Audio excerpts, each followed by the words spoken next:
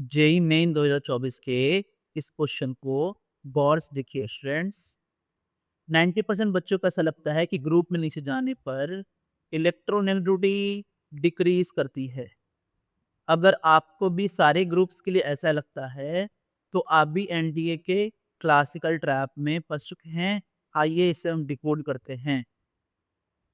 मैं इस पूरे क्वेश्चन को रीड कर देता हूँ जो कह रहा है कि statement 1, the electronegativity of group 14 elements from silicon to Pb gradually decreases. Statement 2, group 14 contains non-metallic, metallic as well as metalloid elements. So now हमें इनमें में से चूज करना है कौन सही है कौन गलत है। तो मैं ग्रुप 14 पूरा लिखता हूँ, हालांकि ये सिलिकॉन से पीबी पूछ रहे हैं लेकिन फिर भी मैं पूरा लिख देता हूँ। So this is carbon, silicon, germanium, Sn and P. अब समझिए जो एक्चुअल इलेक्ट्रोनेगेटिविटी है वो कुछ तो इस तरीके से है कि कार्बन का 2.5, सिलिकॉन 1.8, 1.8, 1.8 एंड पीपी का 1.9।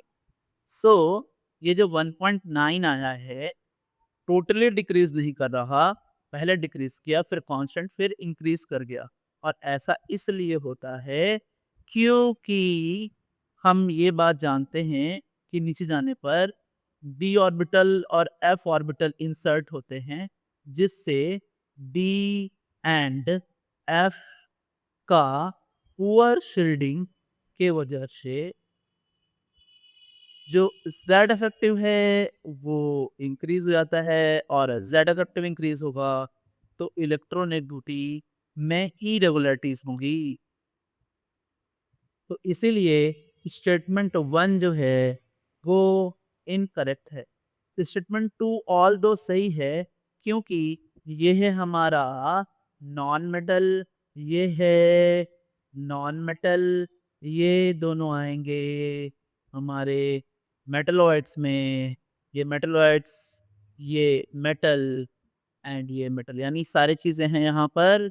इसलिए हम ये कह सकते हैं कि इंस्ट्रूमेंट 2 सही है। सो